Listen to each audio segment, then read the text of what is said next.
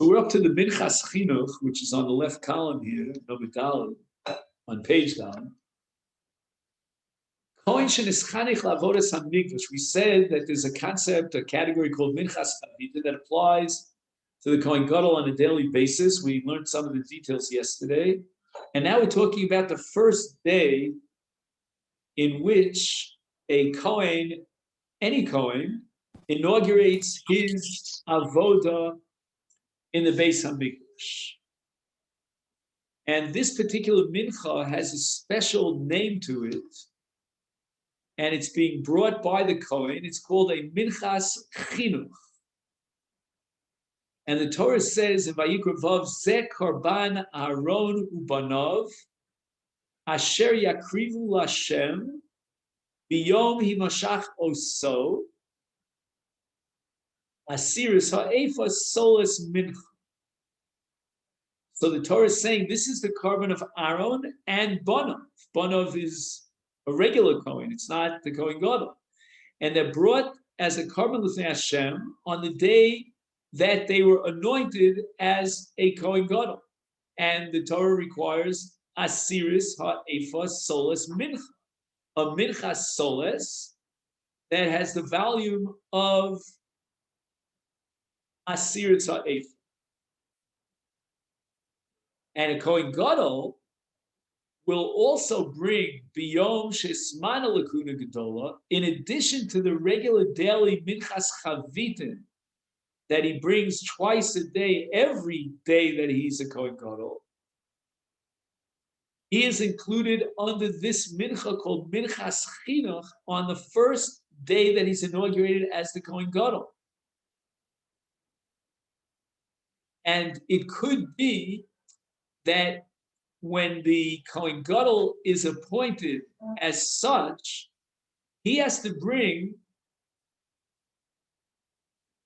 a double minchat chinuch. Why? Imlo avad kodem l'chein klal. Let's say that this is his inauguration and the first time in his life that he's doing the avodah. Again, it's very theoretical. It's not practical because usually the Kohen Gadol is chosen from amongst the Kohanim who have been long experienced workers in the avodah and the mikdash. But here's a case where this Kohen Gadol has never actually done avodah. And on his day of inauguration, he has to bring the following. He's got to bring a korban mincha as the first initiative, the inauguration of his kahuna. He has to bring another korban mincha as the initiation and his minui, his appointment as a Kohen Gadol. And then, insofar as it's the first day that he's working, so on that day, like any other day from now until he leaves the position or he dies, he's got to bring a minchas chavit. So here's a case. It's like almost a quiz question you could ask a young budding scholar. When would you find a scenario in which a Kohen would bring 3 minchos at one shot? And he's obligated to bring all 3 of them. It would be a case of a Kohen Gadol who's never done the avodah. And this is the first time, so he's initiating himself as a Kohen Oved. Number 2, this is the day of his minui as Kohen Gadol. So he has to bring a korban minchas chinuch because of that minui as Kohen Gadol. Number 3, he's got to bring the regular daily mincha called the minchas chavit.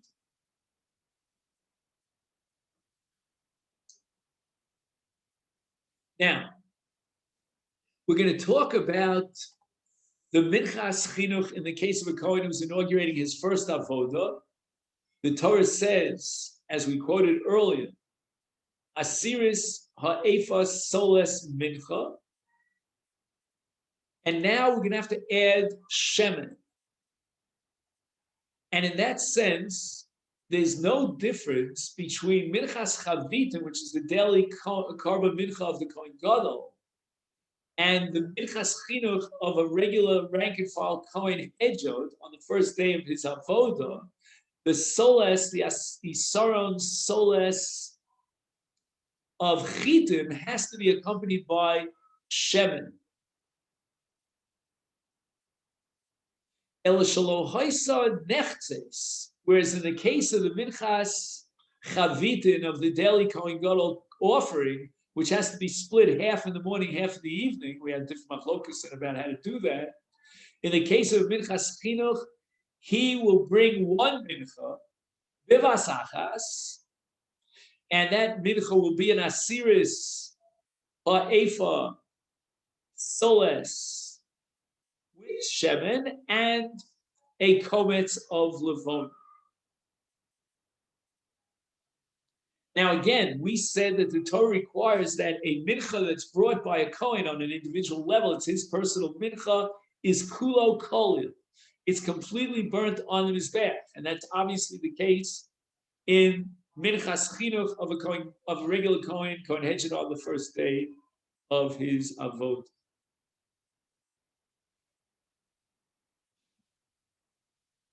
Now, with regard to minchas havitim, we mentioned that there are a few unique dimensions of the minchas havitim of the Kohen Gadol, other than the fact that we split it half in the morning, half in the evening.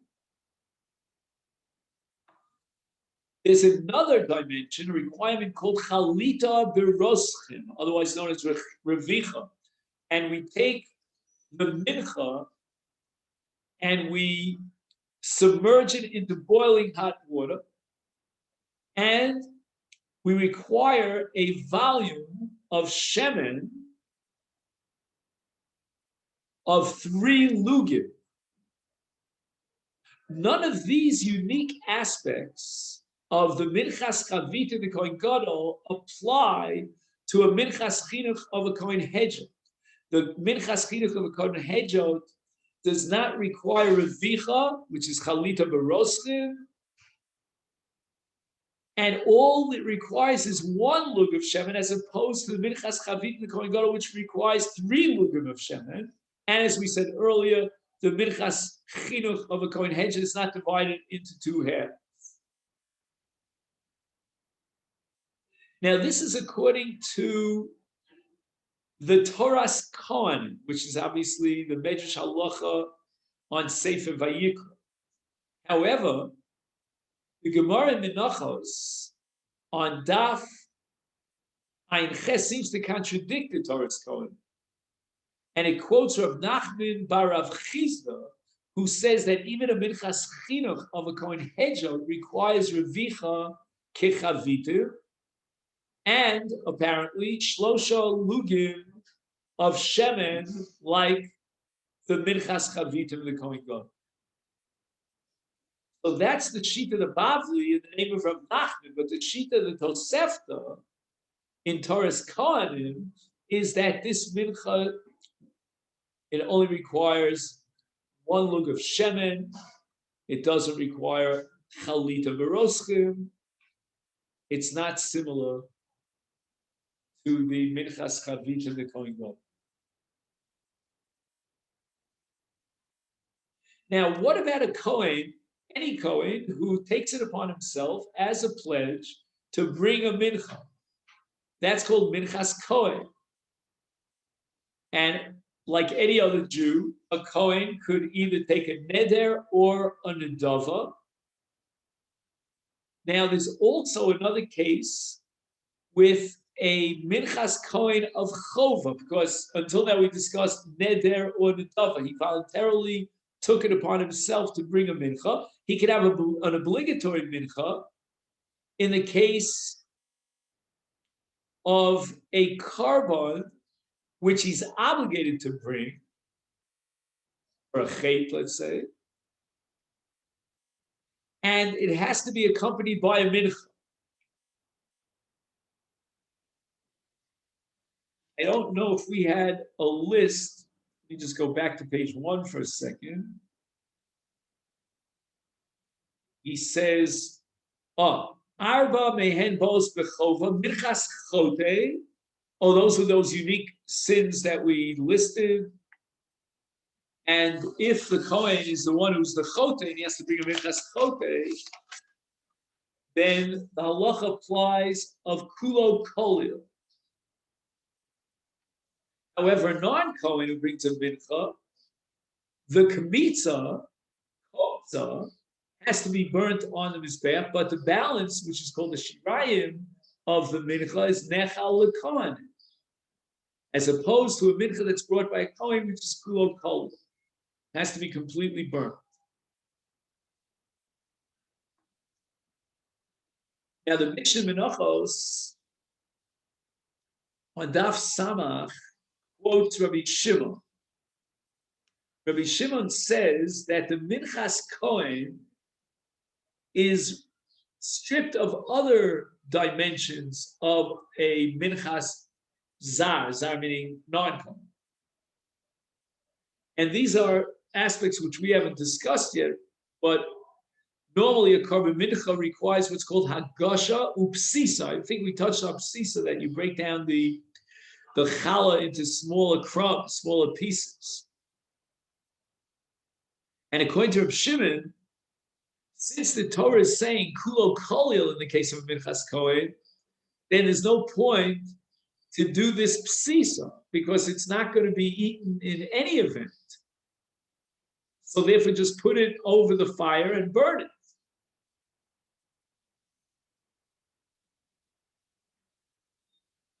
Now, we said that in the case of a minchas kohen, everything is burnt on the mizbeach. In the case of minchas non-kohen, is zar, only there's a kmitza which is burnt on the mizbeach. Now, is there any point to implementing kmitza in the case of a minchas kohen? I mean, after all, everything is going to be burnt anyway. So usually a kometz and kmitza separates one part that's going to be burnt on the mizbeach from the rest, the balance that's going to be eaten. But here, there's no part that's eaten. You know, it's like a korban olam, right? So what are you going to do? Are you going to separate any of the parts of the animal? No, nobody's going to eat it anyway. So there's no point to doing so. The Mishnah in Menachos on Daf Ayin Beis records a machlokas tanoi. And this machlokas tanoi is not going to apply to a minchas kohen, which is a neder and a dava. We'll try to see why. But this machlokas is going to apply in the case of a minchas chote shel kohen, where the kohen is obligated to bring a mincha. L'dasa tanakama ein nikmetzes. As we said before, intuitively, what's the point? It seems like an exercise in futility to go ahead and do a kmitza on a minchas kohen. Rabbi Shimon holds nikmetzes. And what does that mean? I mean, you're separating a kmitza when the whole thing goes up in smoke. Maktirim es kumtza b'fnei atzma, the es shireha b'fnei atzma. We need two separate haktaros. So this is really fascinating because I think in conceptual terms, Rabbi Shimon is making a breakthrough over here. In the case of a minchas chote shel kohen, he's actually separating the mincha into two parts. It's like breaking up the mincha, splitting it down the middle into two different, I don't want to call them two different menachos, it's all in one kli, but at least two different dimensions with each with its own halachos. And that is the kmitza and the shirayim. But we always differentiate between kmitza and shirayim in terms of achila. Nay. Says Reb Shimon, there's a difference between kmitza and shirayim in the very essence of the mincha. And the kmitza requires its own haktorah. And the shirayim requires their own haktorah. And therefore, there is kmitza in the case of minchas chote shel kohen, according to Reb Shimon. Now, unfortunately, what's not clear here is why did Reb Shimon go one step further and expand his understanding to include every minchas kohen, even nidava and neder? Why is it that Reb Shimon agrees that in the case of minchas kohen of nidava, there is no kmitza? It's just simply kulo haktar al gabi mizbeach. But in the case of minchas chote, here's where Reb Shimon argues that there should be kmitza, and we're going to do a haktorah on the kmitza and a separate haktorah on the shirayim. I believe that logic that underlies Reb Shimon is that we have to have a generic minchas chote. Forget about zar, forget about Cohen, right? Like they're talking in this tragedy, right? It doesn't matter what yarmulke you wear, right? Here also, it doesn't matter whether you're Cohen or Yisrael, there's something called a minchas chote. You violated this Issa. Let's say you denied someone aid, so you took a shvua to the effect that you don't have any testimony from them. And lo and behold, it turns out that you do have a testimony. You took a false oath. You're chayiv in a minchas chote. Once you're chayiv in a minchas chote, says Reb Shimon, I don't care what what your last name is. I don't care whether you're a Kohen or you're a Levi or Yisrael. You need to do a separate kmitza and a separate haktorah on that kmitza. That's minchas chote. Whatever the Torah requires in a regular chote of a zar, that mincha will define every minchas chote, even that of a Kohen. So again, it's going to be kulo kolil, but paradoxically, it's going to require a kmitza, which is going to be kolil, and shirayim, which is going to be kolil. Now, what's the deal with a bas Kohen? A bas Kohen, as you know, otherwise known as a Kohenes, generally has the same status as a Kohen for many, many different dinim. So, for example, she can eat truma until she gets married to a zar, but as long as she's not married to a zar, she can eat truma.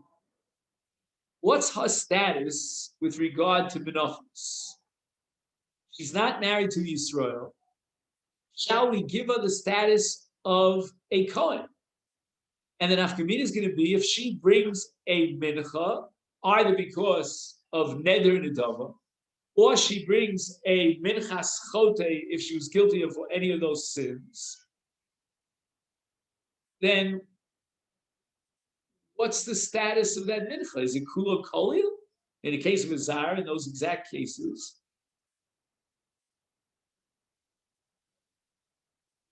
there would be achilas hashirayim.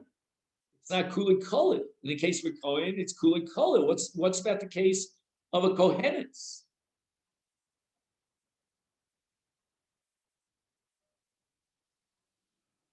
So the truth is that intuitively we would have certainly said that her mincha has the same status as that of a kohen, because just like she can eat truma as long as she's not married to a different shevet, she can also bring a minchas kohen.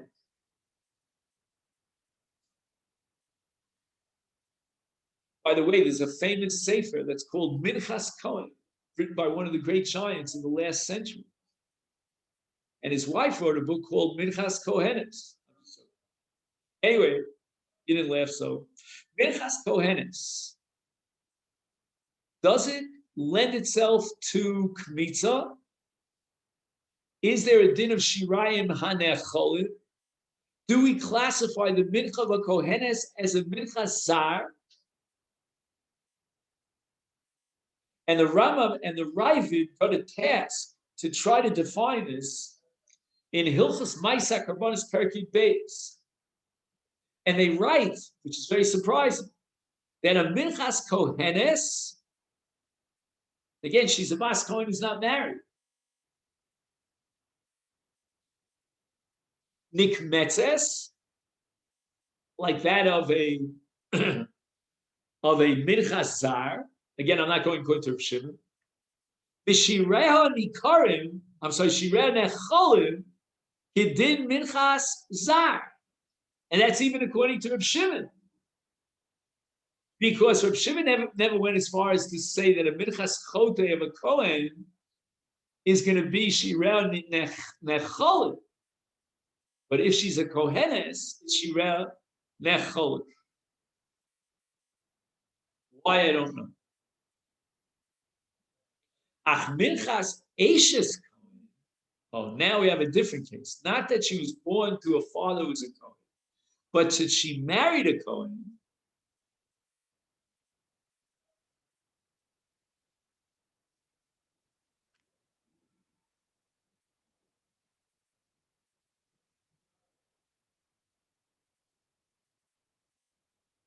Is nikmetes Umaktirin es komsa, and I thought we were about to read the Shireh Nechol. Shireh mispazrim bebeis hadesh. We have a problem here with the Shirayim of an Ashes Kohen. In a case where an Ashes Kohen sinned and now has to bring a korban minchas chote, we're not going to be able to eat the Shirayim. Why not?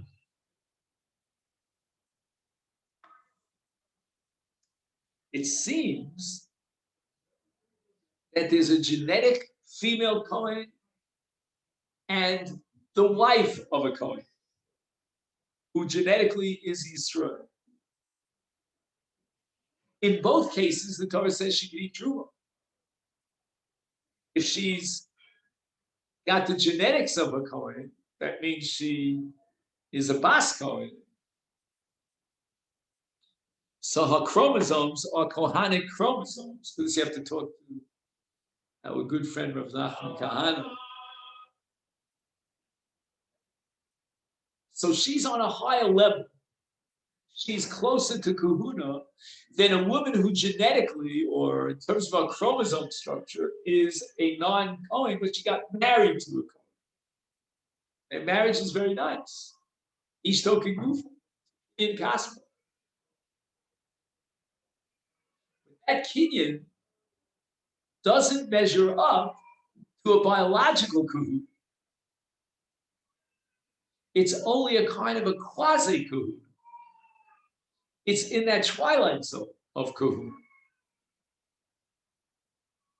How do I know such? In both cases, whether she's genetically or married to Kohen, she eats truma. I only know from Menachos.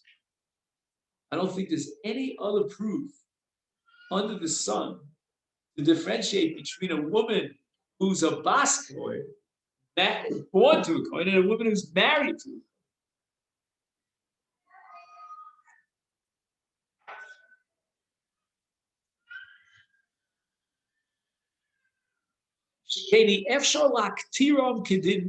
Kohen.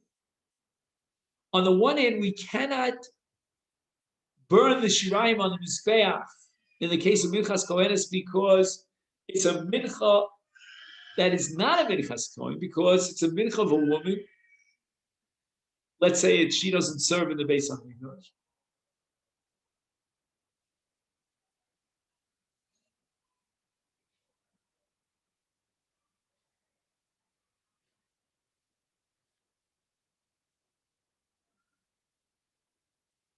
Just 1 second, there's a mistake here, I think. Keni efshalak.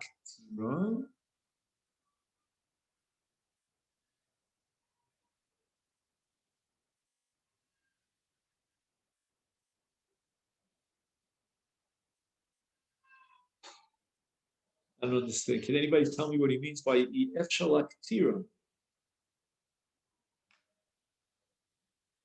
Oh, I see what he's saying. He's asking the following.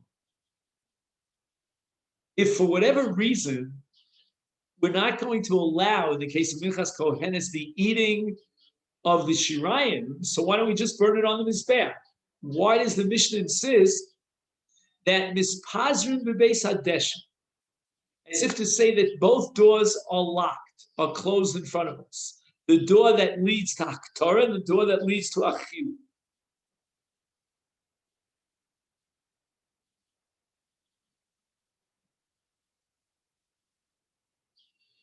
Now, again, if for whatever reason we can't eat the shirayim of a minchas kohenes, it would seem that the right thing to do here would be to burn it on the mizbeach. No, he says the efshal aktiron.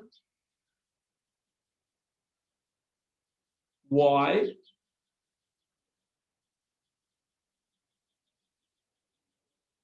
Mishum shehi mincha shel ha'isha.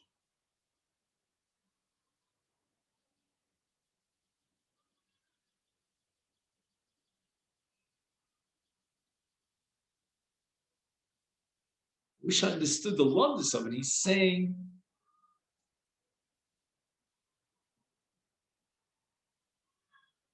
I mean, I don't get it. I mean, let's say a woman brings a korban olah, right? So we're going to burn the olah on the mizbeach. Why can't we do the same thing with this mincha? The efshali ochla mishum sheishayeches gam lebala hakohen. In other words, she doesn't have ownership, exclusive ownership of the mincha, so she's not the bailam of the korban to allow achila. Okay, that much I can understand. It's halacha bailam ochla. Here we don't have full-fledged bailam. Although again, I would assume if she got a divorce after they brought the mincha, let's say the minute that they finished with the korban mincha, they were divorced, then I would say in that case she has private ownership over the shirayim. She can eat the shirayim.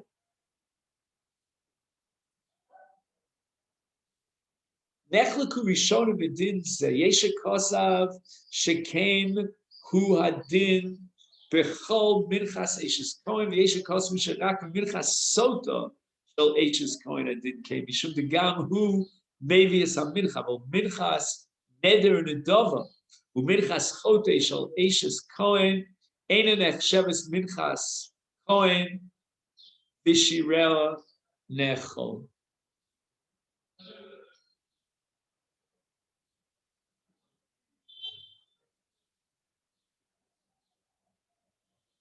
So again, the halacha that shireh necholin.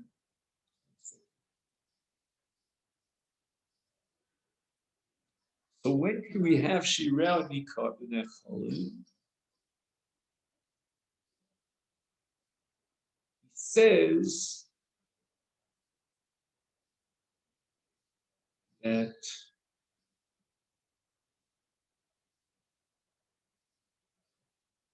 since she's not a Kohen, she's only an Ashes Kohen, is therefore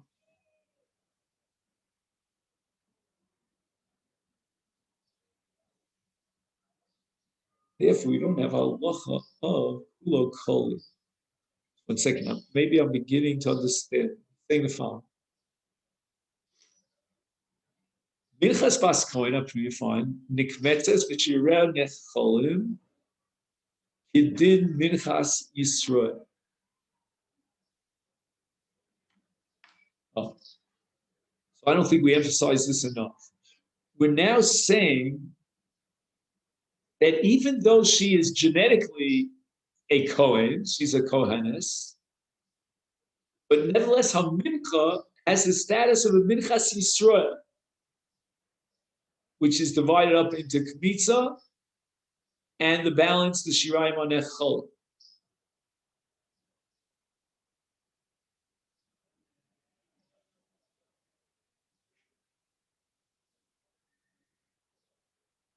Ach Minchas Eshes Kohen, Nikmetzes, Umaktirim es Komza.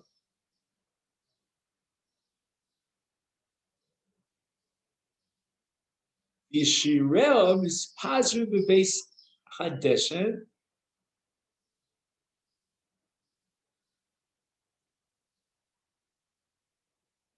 So had she been a Kohen, a male Kohen, then we would have burnt the Shirayim. Maybe there wouldn't be Kmitza, maybe we'd have to do Kmitza with a separate Aktorah, all that we discussed with Reb Shimon and the Chacham. But now that she's not a Kohen, she's only a Bas Kohen, we're going to give the Mincha the status of a Minchas Yisrael. Which means Nikmetzes v'shireh nechol. So that's as far as a Bas Kohen genetically is concerned. Now we get to a Minchas Ashes Kohen. Nikmetzes. But now, in contrast to a Minchas Yisrael, where the Shirayim Necholim, in this case, there's no din of Shirayim Nechol. Why?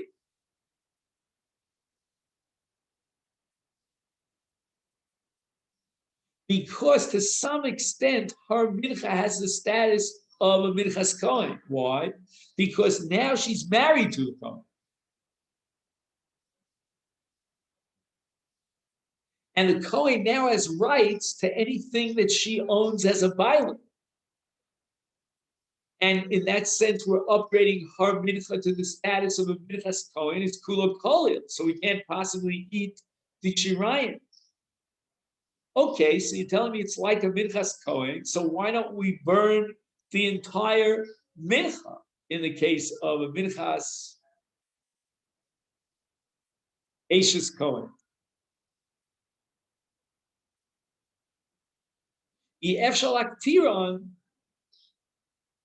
Mishum shehi mincha shala isha. And insofar as it's a mincha shala isha, it's a mincha zar. And a mincha zar, the shirayim have to be eaten. We cannot burn it on the mizbeach. So why don't we apply that here and let's eat the shirayim? But the answer is it's also a minchas kohen because she's married to a kohen. He's also the bailam of HaKarban. And insofar as it's a minchas kohen, there's no possibility of eating the shirayim. On one hand, we cannot burn the shirayim because it's a mincha of a non-kohen, in the sense that she's not a kohenes. So if you're going to tell me that it's like a mincha of a zar, then why can't we eat the shirayim? But the answer is because the bailim, who's a kohen, in the case of Ashes Kohen, it's his karma. So it's interesting. We would have said intuitively that a bas kohen, who's genetically a kohenes, right, has more of a status of a minchas. How minchas is that of a minchas kohen than in contrast to an Ashes Kohen, which is only a marriage relationship. But it comes out paradoxically just the opposite. That because she's married to a Kohen, that in the din of Bailim, the Kohen himself is the Bala Karman to some extent. And therefore we cannot eat the Shirayim after the Kmitza, because since this mincha is owned by a Kohen, minchas Kohen requires kulo kolil. Now, why not go a step further and then say, well, let's burn and be mocked to the Shirayim? What do we lose by that? But the answer is, we cannot be mocked to the Shirayim because, as we said before, she's not a Kohenes. She's just married to a Kohen. And therefore, her mincha has the status of a minchas Yisrael. And a minchas Yisrael requires achila on the shirayim. But we can't do the achila on the shirayim because she's married to a Kohen. Very interesting. It's kind of like a bein hashmashal situation. She's a mincha in the case of an Ashes Kohen is both minchas Yisrael, it requires kmitza, but on the other hand, it's a minchas Kohen, which means that we cannot eat the shirayim. We can't burn the shirayim because it's the minchas Ashes Kohen. All right, so let's just make a note of where we got up to. Now we'll go back to Masech Yom.